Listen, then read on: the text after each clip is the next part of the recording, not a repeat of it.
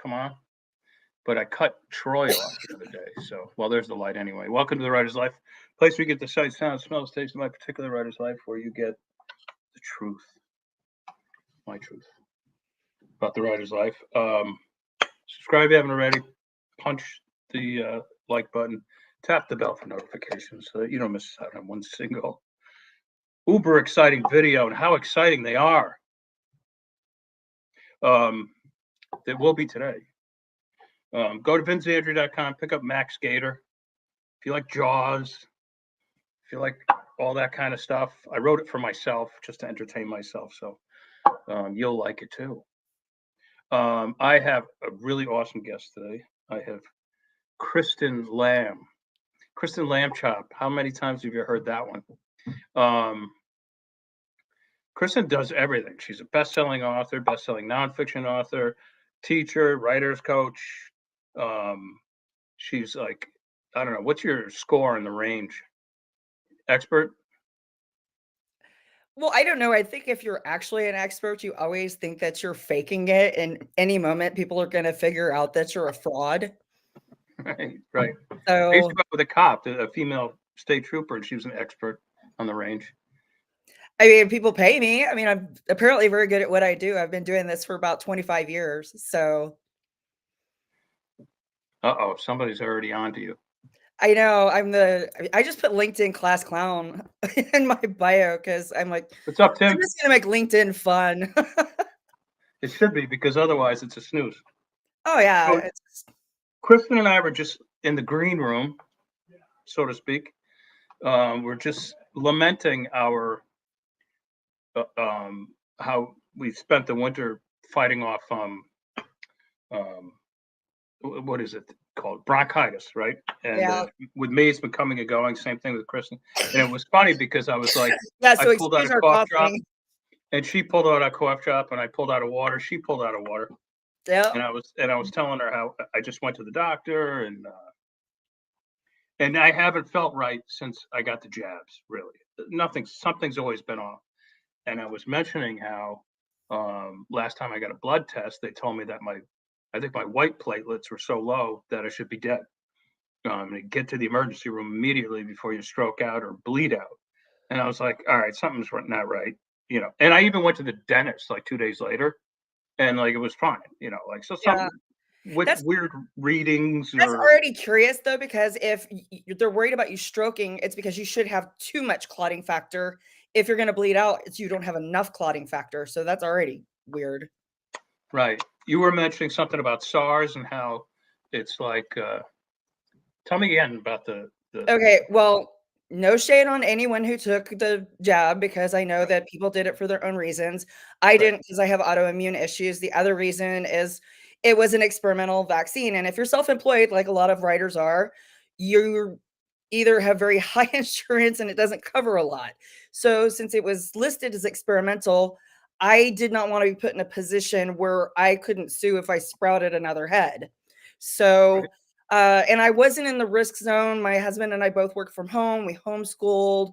We didn't really have any elderly sick people around us. But me being a science nerd and a lot of the writing that I do is along the macabre side, like Vince here. And if you study SARS, it's in the hemorrhagic family and like Ebola. Well, if somebody gets something like Ebola Zaire, you want people to clot because what it does is the virus starts ripping apart all the platelets and you start bleeding out of every orifice and you hemorrhage to death. That's why it's called a hemorrhagic fever. So not only was it like, hey, this isn't live virus, they kept saying, oh, it's like the flu shot. No, flu shot's live virus. This is mRNA. And then I got thrown in LinkedIn jail because when they kept saying, oh, you need another one, another one, another one, I was like, has anyone paid attention since biology in high school or college? There's this thing called mRNA transcriptase. And that's basically you start getting enough jabs and you're basically going to start rewriting the person's DNA and how they produce DNA. blood.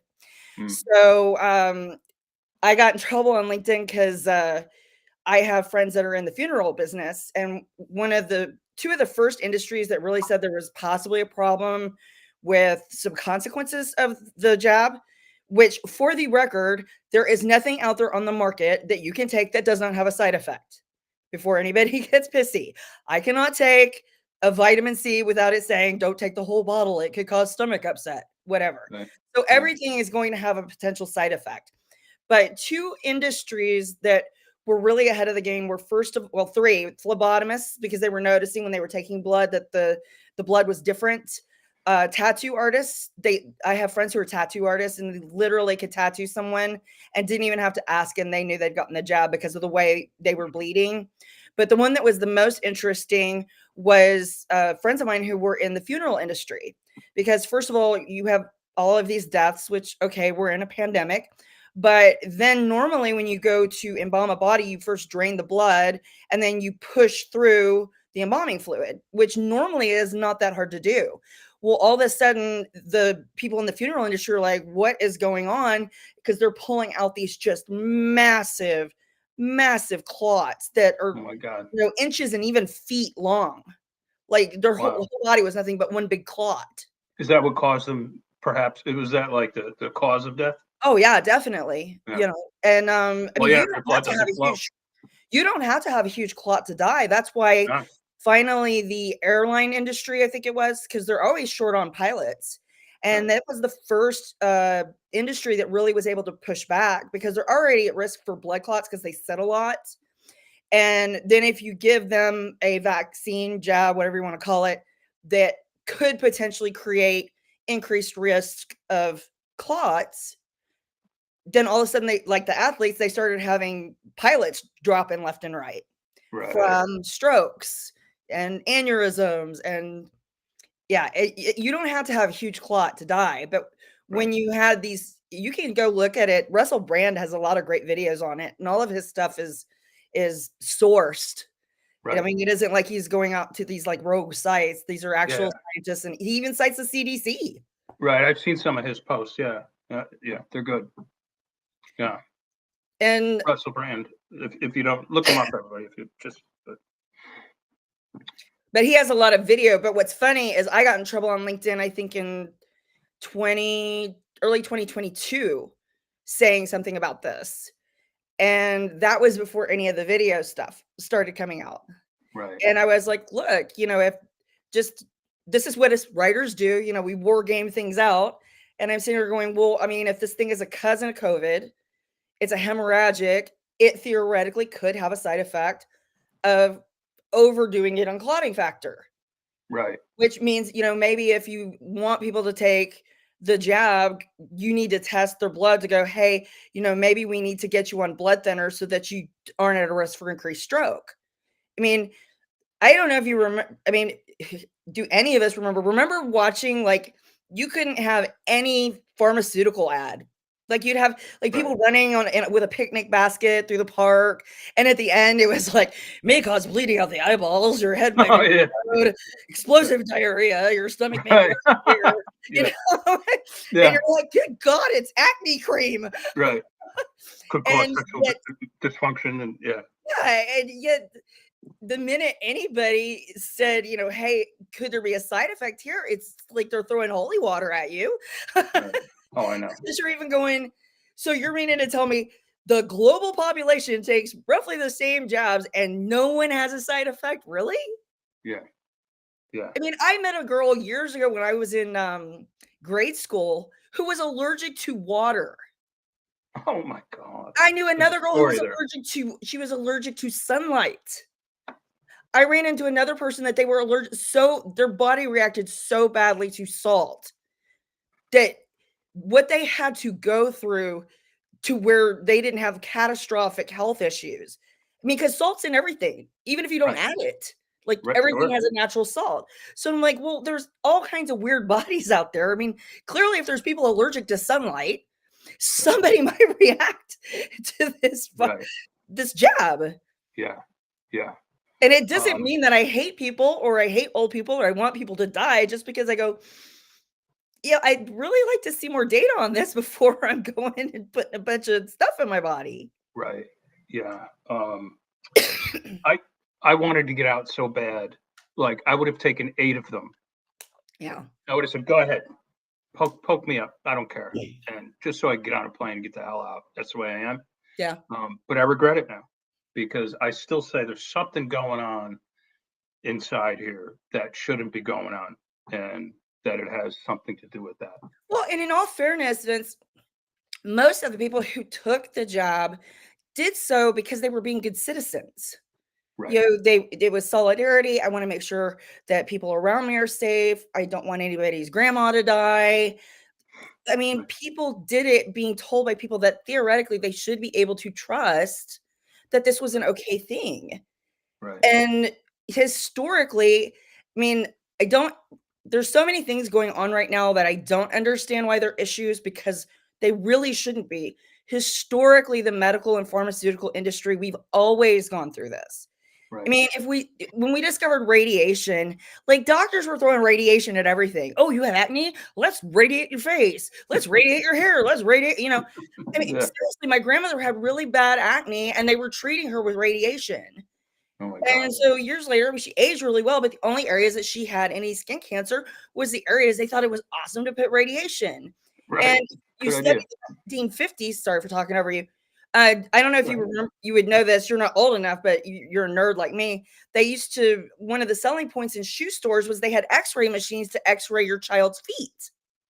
I don't recall that. Yeah, so that they could make sure they were properly fitting your child. Well, there was no lead there to protect anyone. Right. I don't recall that at all, but I know my mother did take me to Tom McCann's, Oh, back you're in the not old day. enough for that because that was like in the 50s they were doing It that. had to be. Yeah, I don't recall that. That's amazing. That's I something just I thought you never might heard. know it because you're a nerd like me. We're like flypaper for factoids. Oh, But listen, my doctor, my cardiologist calls me Dr. Google mm, because whenever she's like, it's one of those things where like I show up at her office, for an appointment, I have to see her for my annual, and she'll be like, "Oh, Jesus Christ," like, "Oh God," because no matter what she tells me, I have an answer. I have an answer for it. Like, yeah. she'll say, um, "What was one of the? Oh, one of them was, um, oh, your cholesterol is like above 1,000, the number, and I'm like, she's like, I think you need a triple bypass, What? and I'm like, she's like, oh, and then she's a sweetheart. I'm not going to mention her name or anything like that. And we straightened it out. But she's like, I can get you in this afternoon because she was a friend. And I was like, I Yeah. just came back from a run, and I'm going to lift some weights now, and I'm not short of breath. I don't feel any pain. I'm not, I'm not lethargic. I everything's great, in fact. And she's like, all right. And so she said, at least we'll take a breath and we'll get you in Monday for a cath. You think? Right. And so it was by happenstance. I was out. I also take a walk in the afternoon because just like you say, as writers, we sit on our ass all day. So I try to move as much as I can. And so that it was the next afternoon, a buddy of mine pulls over. And he's like, Vinny, I haven't seen you in a long time, blah, blah, blah, blah. What's going on? And I was like, I think I have to go to a heart surgery. And he's like, what? Yeah. He's like, you look great. Like, what are you talking about? I said, well, yeah, they've had me on this statin. And he's like, whoa, whoa, whoa, hold it. What statin? And I Blood was like, Atovastatin type thing. And he's like, yeah, I used to be on that crap. And he's like, I'd wake up feeling like 20 years older than I am, the aches and pains and all that. I'm like, yeah, I get that too, or whatever. And he's like, also, it messes with your cholesterol score. They call it the statin paradox. Look that up. So this is when I'm really getting into the weeds. And so I go back and I do all this research. And sure enough, I look up the statin paradox. And whereas the whole purpose of it is to keep your cholesterol level low and to tighten up the existing cholesterol that's in there so that it doesn't break apart and you die, Mhm. right? Um, so I call her that afternoon. It's a Saturday afternoon. She's like, "Oh my God, Dr. Google," and I'm like, "Well, this is what I found out. That it's probably we got a wrong reading." And she's like, again, like, let's do the cath. So I go in on Monday. She's got me set up for like 5 different caths, like one through the brain, one through my good places, like one through the arm, another through the other arm, like whatever. And so I'm like, everybody in there is like an old dude, like sneaking cigarettes and shit, and like they're on their way out. And I'm like comparatively really young. And so the nurse comes in, does all the vitals, and she's like, "Why are you here?" I'm like, blah, blah, blah, blah. So then the surgeon comes out eventually, who's going to do the cath, and if I needed it, heart surgery. And he looks over everything, and he's like, they could just look at you. If they're good enough, they could just look at you, and they know if there's a problem or not. And so he looks at me and he's like, "Don't need this one, don't need this, don't need this, don't need this. We'll go in through here and we'll get you out of here in a few minutes." So we go in, and I'm like, you're filled with a little funny juice, and I'm making all sorts of jokes to the staff about seeing my junk and stuff, right? And I could care less, right? And everybody, it was fun, and he came in, did his thing. He's like, "Oh yeah, look at that flow, nice flow. There's your left ventricle, by the way, right there. And excellent, moderate plaque, but nothing to speak of. You got excellent flow. Button them up." And so I go back to my bed, and they're like, "Oh, you hungry? You want something to eat?" So they give me this mayonnaise covered turkey sandwich. I'll never forget it, which is full of cholesterol, right? But it was one of the best turkey sandwiches I've ever had. Anyway, make a long story even longer. She's like, "What can I tell you? I went by the numbers. I had to be sure. Judging by the information I had, it looked like you were going to suffer, major heart failure that day." Yeah, And it looks like they needed to make more money and send you in for tests. I I so, have a yeah, whole family that's doctors and nurses, and I'm one of the worst patients. right, Like, so, I mean, my husband, he got COVID and it went pneumonia 2 years ago. right. And I mean, he was blue. Like his Oh, fingernails were blue, lips were blue. yeah, He's like, yeah. he couldn't even He couldn't talk. breathe. He He couldn't get couldn't the oxygen. So I take him down to the urgent care. Well, of course, they won't let me in because it's a pandemic, right? So they take this person that can barely breathe in there, and he comes out like an hour later. I pick him up, and I'm like, "Okay, so did they do a chest X-ray?" He's like, "Well, no." I'm like, "Did they do your O2 stats?" "No." I called and lit into them. I'm like, Right. "He's hypoxic. His Yeah, lips are blue. His face is blue. His nails are blue. yeah, Why aren't you giving him a chest X-ray?" right. And I chewed them up one end and down the other, and they immediately got us in for a chest X-ray, and his lungs were almost full. And I'm like, "Are you a special kind of stupid?" Oh my God. Like, I'm not even a doctor. I just play The one on poor the guy. internet. That could have been really bad. Well, what if he hadn't been married to a pain in the ass writer Right, right. who knew Yeah, that, hey, if the first thing they should have had him doing is blowing, what's your O2, sure. O2 meter, and then if you're not able to, who the hell was listening to his lungs? Right, right. And one thing that I have noticed, because we were talking earlier, boy, this has become a show instead about writing. It's just old people bitching about all Well, their this is what this show's about. The one thing I don't want this show to be, Kristen, is what's your book about? Why did you write it? my What's book the is message about you my want to send? colitis. Everybody knows. Yeah, it's about my colitis and how My much book it is hurts to about go. my bowel movements. I'd like them to be much more regular. It's about Yeah, the fiber. It's pulp yeah. fiction. It's called pulp fiction for a reason. Uh-oh, this is where Kristen turns into somebody else. Oh my God. Yeah, Yeah, I'm a horse's ass for a patient because I think I got COVID before people realized we'd been hit with a pandemic right. because I got this weird bronchitis and I had not had an antibiotic because I do not believe in taking medicine for anything Right. unless I have to. And I had not had an antibiotic since 2004. Wow. So this is 2019. And this is after even having a child, no antibiotics. And so finally, I tap out, I go to the doctor. It's the day after Halloween because I get this bronchitis and I can't get rid of it, can't get rid of it. So November's what, 4 weeks, December's 4 weeks, January's 4 to 5 weeks, so we're at 12, 13 weeks. Then I was into the third week of February.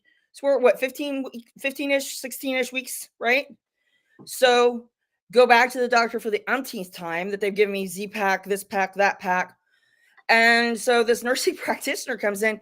Everyone watching this, I am really not a horrible person like this unless I go to the doctor for myself or with you. I could hire myself out. So nursing practitioner comes in and she's got my chart and she goes, and I hate it when people talk to me like I'm a little kid. Right. And I don't know if it's just because I'm like this, my mom's a New Yorker, so I've got like this gruff, low voice. But there are these women that kind of have that high little kindergarten teacher voice, Right. And she's like, well, I looked at your chart and you're just going to have to understand that it can take as long as 10 to 12 weeks for you to get over bronchitis. And you're just going to have to give it time. And I said, so you read my chart? She says, yeah. I said, so are you a liar or can you just not math? Which is it? Yeah, do the math. Right. She says, what do you mean? I'm like, well, either you're lying to me that you read my chart or you're too stupid to figure out that this is my 16th week. So something is definitely wrong. And I kicked her out of there. And they sent in another nurse and she actually gave me a variety of hydrochloroquine. Oh, good. And that's when I finally started getting better. Right. So Right. that's why I think that that was in 2020. Okay.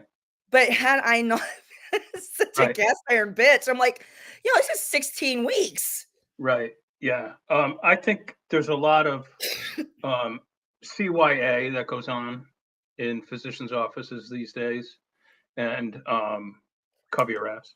Yeah. And I also think there's not enough doctors for one. Like, I went for this on Monday finally after refusing to go for ages, and she's like, well, if you still have it after 10 weeks, or no, 10 days, excuse me, then I'm going to put you on an antibiotic. So yeah, it's sort of going away.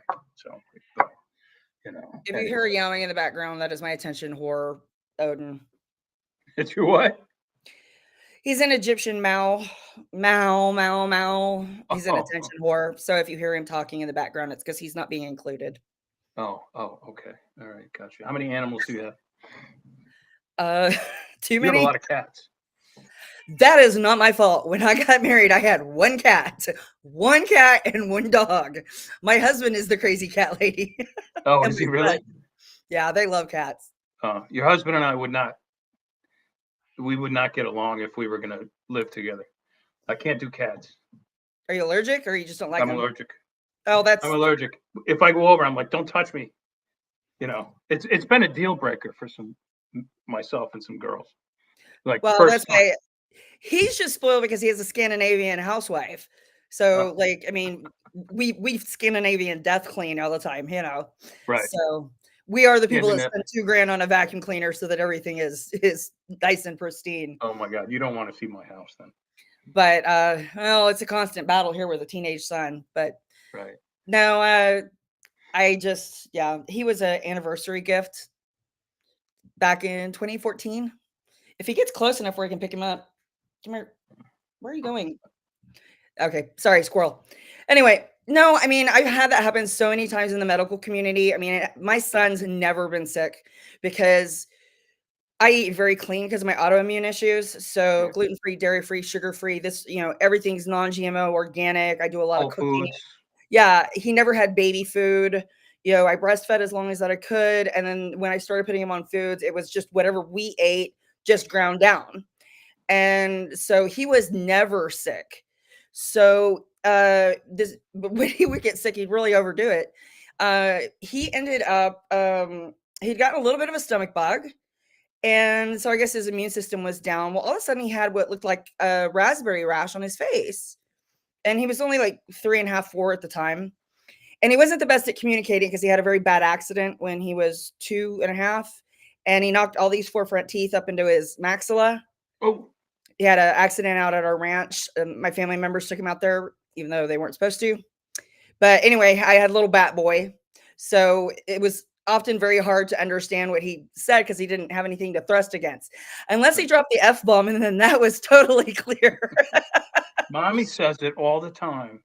I don't know where he was getting it from either, because like I'm a raging potty mouth now, but actually when he was little, I actually behaved better. I'm like, where are you getting this language, kid? I've always known But you was a potty mouth. so anyway, he uh so it started spreading like super quickly. And I'm like, because my husband went to the gym, and from the time like he's at the gym and back, like all of a sudden it's down his face, his hands, Yeah. his arms. I'm like, what is this? So I call my mom, who's a nurse, because I'm looking it up, and I'm like, this looks like it might be some kind of impetigo, but Yeah. it looks different. And my mom looked, she takes one look at it. She's a New Yorker. She's like, that's bullous impetigo. And I'm like, oh, okay. Because if you look up bullous impetigo, it looks like a burn. It blisters. Right. So we Was go it right down painful? the The poor street. kid. We go right down the street to Baylor, take him into the ER, and they can literally watch it spreading while he's there. Oh my God. And instead of That's the jackass, my mom and I look at him and we're like, dude, we think it's bullous impetigo. So he looks at me and he's like, no, I know what impetigo looks like. I'm a doctor. There he is. I see him. Yes, Stay Odin. there. Stay in touch. So anyway, instead of Googling it, he's like, no, you need to go down to Cook's Children's, which is in downtown. And I'm like, okay. So, and it's nearing midnight. So I go to get him to take him in the car, and they're like, no, you will not leave with that child. He needs to go in an ambulance. And I'm like, why? And basically, what they were intimating is because it looked like burn marks, is they thought that we were abusing our child. And the that you reason were is because throwing him in the microwave and stuff. Yeah. he had no real medical records other than I got all of his childhood vaccinations and his checkups. I'm like, they're like, well, where's his pediatrician? I'm like, well, I have a pediatrician, but he's never been treated for anything. They're like, he's never been sick. I did not know this until this happened. Apparently, that is a sign of people who abuse their children, I did not know that. that they don't take them to doctors. I'm like, well, no, he has a pediatrician. He's just never sick. Right. Because he's in the No gym reason every to. day. You know, he Right. started karate when he was 3.5. You know, I mean, he's been exercising since he was little. He took his first steps in a gym, and Wow. he eats super healthy. So anyway, they put us in this ambulance, which you know is going to cost a fortune. We get down to Cook's. The head of pediatrics walks in at 2:30 in the morning. My poor son just looks like patient zero of the zombie apocalypse at this point. Oh my God. And she takes one look and she goes, oh, you poor little guy. That is one heck of a case of bullous impetigo. Oh, there you go. Yep. So Wow. I told the hospital where they could put that bill, and I told them where they could put the ambulance bill Oh, too. absolutely. Absolutely. And because they didn't treat it when we walked in the door, when they could have immediately got him on antibiotics, out of pocket, the antibiotics were $800. Holy shit. When I literally walked in at 8:45 at night and said, I think he has bullous impetigo. Oh my God. Have you ever done any medical writing, Kristen, in your freelance years? Yes, I have. Well, a little bit of backstory about me. I dropped out of high school twice. Some people are summa cum laude. I was laude. How come? I graduated at 19. Excellent. So I went to a junior college, and I decided I was going to get the military to pay for me to go to school. Right. And because I liked science, I went after the nursing and the medical.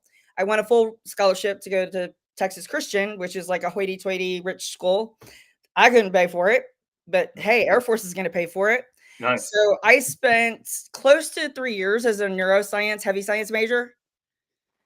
And then TCU did not shut down the school one day when it iced. And I had one of those jackass professors that if you didn't turn in your paper that day, he'd knock you a letter grade down. Oh my God. And since I was a scholarship kid, I couldn't afford that. And so I was trying to get to class.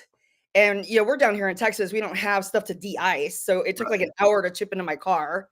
So I'm trying to get across campus. My feet go out from under me and I hit my hip on a curb, fractured my back. Oh my And God. that was during the Clinton years. Yes, I'm old. So they were looking for every excuse to medically disqualify people. So here I am at this really expensive school, and they're like, yeah, you get the bill now. And I'm like, because before, the neuroscience degree is a 5-year degree, and at a school that at the time was $450 a semester hour. And most of your science classes were 4 hours. And not to mention the most expensive books and everything. Sure. So as I always loved political science, so I had taken a heavy dose of economics and political science for all my electives. So I went in and I'm like, okay, let's make a deal. Like, Right. what degree can I get the quickest to get out of here? And Sure. so, yeah, I got a degree in international relations with an emphasis on political economy of the Middle East and North Africa. So Wow. I've just got this like really wild background of like I know a little bit of everything. Wow. Actually, And, that's more suited to the writing career. oh, it's actually wonderful. So back to your science writing question. I actually was a ghostwriter for a project basically on surveillance capitalism and how it changes and alters the brain. And they're using the porn industry to get people addicted to technology and how porn Very interesting. physically changes your brain and your body. And it's a terrifying book. Oh, I bet. Terrifying. I have noticed that, like, the porn industry, I mean, via social media, via this thing and all, it's almost become mainstream. And and if you, I I'm not like the least bit like titillated to by any of this stuff. And it almost looks like some college kids do this, Mhm. make these films, and they're like, we don't care, we're proud of it, like throw it out there, and like, like, Sarah and Billy, you want to go over? We'll make a porn tonight, put it up on, and it's like, it's just become this mainstream thing, and it's just very interesting. And I don't I know if mean, it's good or bad because the lady that I worked with, and I'm sure Jules won't mind me giving a shout out. It's called The Trap. It's by Jules Jade. It was actually a wonderful project because Julie is actually brilliant. She's been in porn for 30 years. And she's oh, one of the sure, old so timers. Like she uh, started in, the topless bars and she's done it all. She was a penthouse right, girl. Um, and she's just brilliant. I mean, she speaks multiple languages, she sings opera, she plays instruments, she's got like 4 degrees. But what happened is that she wanted to call the book The Trap because we wanted to talk about how you get lured into the industry and you can never ever get out. oh, And so she hired me, and how I presented, I said, how I think we should structure this book is you want to call it The Trap. So let's do it from both sides. Let's talk about the side you got lured in, the entertainers, that it's not right, that big of a deal. You can make some extra money. And the next thing you know, you end up where porn stars go to die, which is a horrible place. And then in the middle of the book, I flipped it and I said, welcome to the booby trap.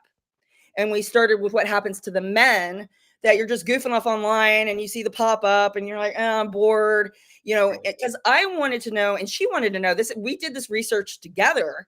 I said, and I'm assuming I have permission to speak frankly here.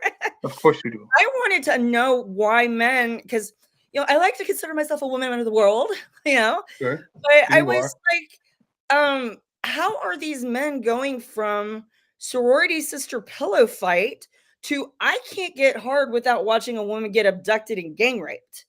Right, Like, what's neurologically going on there? Because right, it's happening at an extraordinarily high rate. Because when I started, because you asked if I did science writing, I read so many medical journals and neuroscience journals. And oh my gosh, Vince, what they are doing to this generation is yeah, terrible. Erectile dysfunction, they used to not even measure it for men below the age of 35. And they are seeing kids as young as 14 and 15 with ED. right. They can't get it up because doesn't match their Because they pornography, burned out all the dopamine. fantasy. I mean, and Right, in the book, I mean, the science stuff, it's Julie's voice. Like I said, Julie generally doesn't have a problem saying that I worked with her on the book. I want you to know it is her voice. Like if you talk to Julie, she's like my dark haired sister. We're so alike. She's got a very blunt voice. She's a very brilliant lady. She right, read all the science, understood all the science, and we worked it out all together of how to do the flow. Because how we did it was I said, well, what are the component parts of a trap? So you start with the bait, right, and then there's the door, then there's the lure, then there's the lock, then there's the right, chains that, right, then boom, you're done. yeah, And that's how we did the progression, not only for the performer, right, but for also the, I sorry to say the victims. right. We've got this young generations right now. I don't know if you know this, only 26% of the younger generations are even having children. Oh, it's insane. But I mean, from what you're saying, pornography in essence has de-evolved from your basic pizza man plot Yeah. to something much more hideous and Vince, I nefarious. don't mean to like I don't mean to throw the term around flippantly about PTSD, Right. but because I was the ghostwriter on this project, I felt journalistically I had what is the word? There's a journalistic integrity that I've got to make sure this person that's hiring me, what she's saying to me is legitimate. You know what I mean? Right. Sure. And my husband works in IT at the time, and it's so weird going to her husband going, "Can you set up my laptop so I can watch porn safely?" Yeah. Yeah. But I mean, Vince, there's stuff. I mean, I remember one night, it's actually in that chair right there, sitting because Jules texted me and she's like, I can't wrap my head. I mean, for a porn star of 20 something years at that time to just be inconsolable. And Right. I'm like, what's going on? And I looked it up and I'm like, there is stuff I can never, ever unsee. I mean, when I Right. wrote if you said I could plug a book, when I wrote The Devil's Dance, Yes, please. Yeah. that had to do with cartels, I actually worked with an ATF agent and I was patterning off of, researching cartels. Never do Google images with cartels. You can never unsee it. And I thought that was bad. And I remember when I was doing the research for this, that having like a panic attack because I'm sitting there watching this. First of all, I'm feeling guilty, Catholic guilt, right? I'm Right. feeling guilty because I'm like, I can't tell if I'm literally watching a crime happening that someone just decided to load up on Pornhub. Right. Sure. Because It's you couldn't almost tell the difference. it's almost like, I mean, everything that's happening that is so upside down from the lawlessness, the victim is wrong all the time, and the criminal is right, to the border issue, to fentanyl, to just the ease of access to pornography. I mean, YouTube will shut you But down. Vince, YouTube will it's shut you down. terrifying Probably when they sorry for talking over you. I just want to say this right, point before I forget. Because when they shut everybody by down, design. remember they said, essential and non-essential employees? Well, what the hell did you do if you were a non-essential employee and you had to put food on the table? Sure. So Yeah, we put cases in this book. Like there was right. You go to she the was a government. mechanic for Honda, I think it was. And she was like employee of the year. They were really highlighting they had this female mechanic. Well, when they shut down, they sent her home with no paycheck. So she Right. goes and does OnlyFans. And she didn't even do like porn stuff, just like lingerie type stuff, Sure. Yeah. and she comes back to work and it gets out in the office. She did OnlyFans, they fire her. Right. And I Right. had there was a teacher that she was 18 when she did porn and she was in a relationship with an abusive older man. And she did porn like back in the 90s, but they're going back and redigitizing stuff. Okay. Well, she was a STEM teacher, science, mathematics, and which are hard to come by as it is, let alone females. So it's like 2014, 15, she did it in 2000. It was like almost 20 years later. Somebody anonymously emails the school, even though she had a master's degree and was a decorated teacher. Wow. And there was another girl, she wanted to get off OnlyFans because she did it during COVID to put food on the table, felt Yeah. guilty. She goes and gets a job at I kid you not, Taco Bell drive-through. Like, I mean, how humble do you have to be to go, I am willing to trade hooker money, Right. stripper money for Taco Bell. She Right. even told the manager who was cool with it. They had some jackass go through the drive-through and they're like, and this is rich because I am a Christian. They call up and they're like, I'm a Christian. And did you know that you had someone who works in porn? And I'm like, well, clearly they're not in porn anymore, you jerk. Right. And Right. it's just this America kind of irritates me with this. It's this puritanical nonsense of, okay, if you're a Christian, then you should be doing everything you can to help this person get out of this lifestyle. Right. And I mean, the topic was so maddening. I mean, I ended up taking so many apps off my phone. I mean, if you saw what they were doing with surveillance capitalism Oh. and what they're doing to the youth, because like you want to hear something terrifying? I know all this is terrifying. The age group that watches the most violent porn, you know what it was? 8 to 12-year-olds. Wow. What isn't that And the reason surprising? is, well, think about it. Us being writers, we understand children, you got to be really careful with, they can turn sociopathic. Sure. But if you're reared by your parents, you have certain governors, whereas kids are just like all in. That's why they jump face first off a couch. You Right. know, they don't have life to kind of beat them up and give them kind of those governors and breaks. Right. So, you know, all of a sudden you're having these kids that are 8, 9, 10, 11 years old, and they're watching girls get gang raped. Yeah. And that's why all of a sudden in the schools, you're seeing stuff that used to maybe happen in a high school. It's happening in a kindergarten. Yeah. Well, we know what they're teaching in kindergartens now. And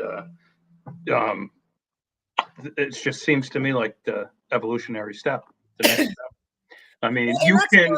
Oh, sorry. I mean, I was just going to say. I mean, you're not allowed to speak positively about one of the presidential candidates on, say, a YouTube or elsewhere, but you can access X-rated stuff on the same YouTube if you're a 5-year-old. Well, that's what one of the reasons Julie wanted to write this book is she has children. And, you know, she tried multiple times to get out of the industry. I mean, she even got a nursing degree. And the next thing she knows, she'd get a job and she'd have someone pinning her in a room, feeling her up, or she was being called in and being fired. And I'm like, so you're talking about a job that is consensual. Yeah. It is not illegal. Right. And how would you even know she's on there if you're not watching it? Right. And I mean, as long as she's not out there handing porn business, you know, as long as it's not interfering, right. What is the problem if someone has a nursing license or a real estate license? She tried selling real estate for a while, but she ended up with like so many like very, very dangerous stalkers. Right.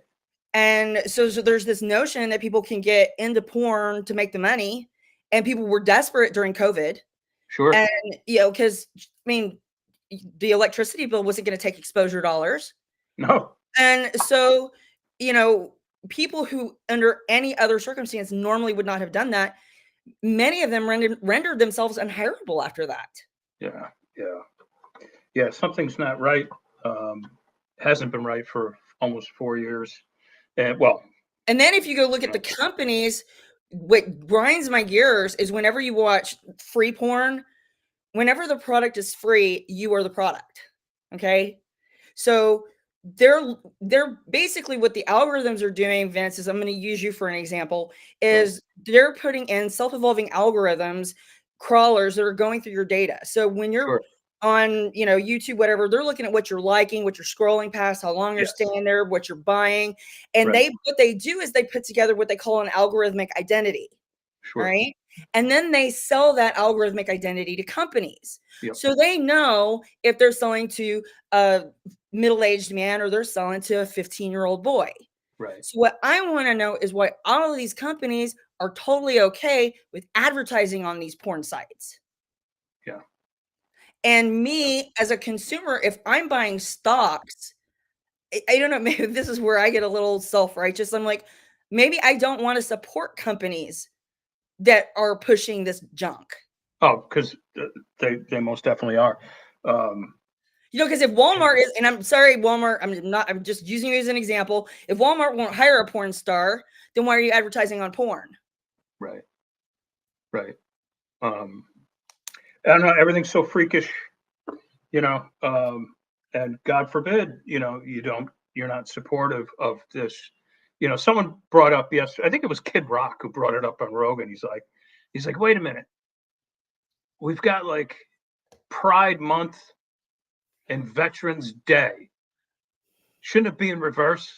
You know, like what's going on here? You know, and it just everything. Well, Kristen, even now you have Women's History Month or Women's Month. Right. And they were like last year they were recognizing women in science, and it's like a dude with a hard hat and a clipboard and lip gloss. And I'm like, oh, wait, so there's no other. I mean, sorry, I'm just the latest one that I found that was really funny. I got one that's funnier, was an AFAB, identified female at birth. I'm not a woman, I'm an AFAB. Okay. The funniest one, we actually went down a rabbit hole on this on X, was vagina owners. Oh my God. Oh my God. Because there was an article about menopause, and I'm 50, and it was calling us vagina owners. I'm like, damn, is that the problem? You finally get the son of a bitch paid off and it's breaking down. Wow, I guess that makes me a dick owner. But How about that 50-year-old swimming dude who identifies as a female teen and who is now allowed to swim on the swim team at 50 years old, but can also undress and get dressed in the girls' locker room? Tell me this guy doesn't have something, like he's like, oh boy, they bought that story. Like I don't know. I mean, obviously, you and I are both part of a creative profession. I mean, Yeah. clearly, I mean, I have some very conservative viewpoints. I have some very liberal viewpoints. Right. I have got friends that are every race, creed, religion, gay, trans. I mean, Sure. I had an assistant ages ago who was trans. If you're an adult, you do you, boo. Right. Whatever my faith is, I mean, I have the right to have my faith, but I'm still going to love you. Right. And so, but it's kind of this idea of things that are, I guess what's bothering me lately are things that are so reasonable. Like, Yeah. why am I being called all of these horrible names? Right. Not because if you're a grown person and you want to identify as a woman, a man, fine. But when I say, hey, could we maybe not do the puberty blockers and Right. genital mutilation on Okay. 5-year-olds? Then That suddenly I'm this horrible human being. right. That is so criminal,